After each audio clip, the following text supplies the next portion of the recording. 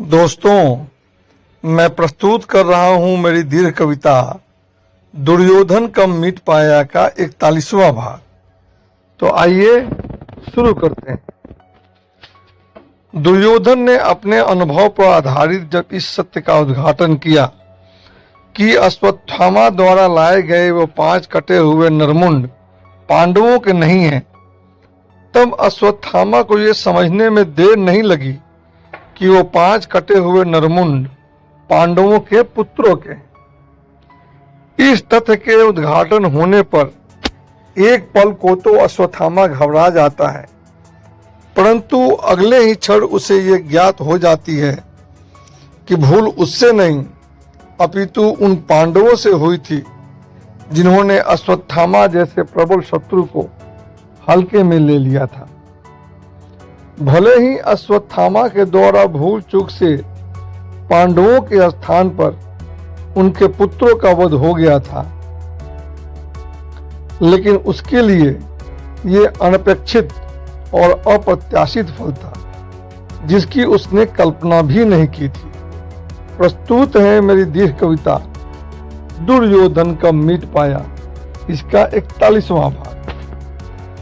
मेरुमस्तक पांडवों के कैसे इस भांति हो सकते हैं, नहीं किसी योद्धा समदृष्टित तरुण तुल्य ही दिखते हैं।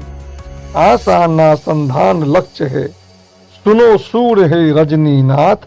तो दुर्योधन यहाँ पे अश्वत्थामा को रजनीनाथ बोलता है, मतलब रात्रि में जो योद्धा संघर्ष करता है और जीतता है।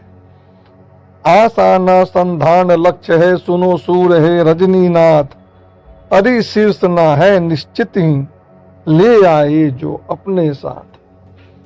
संशय के वो क्षण थे कतिपय कूत मात्र न बिना आधार।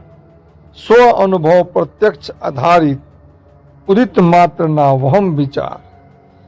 दुर्योधन का कथन सत्य था, वही तथ्य था सत्यापित। शत्रु का ना हनन हुआ निज, भाग्य अन्य तस्य स्थापित। अब ये बात सुनकर जो अश्वत्थामा पर प्रतिक्रिया हुई उसी को प्रस्तुत किया जा रहा है।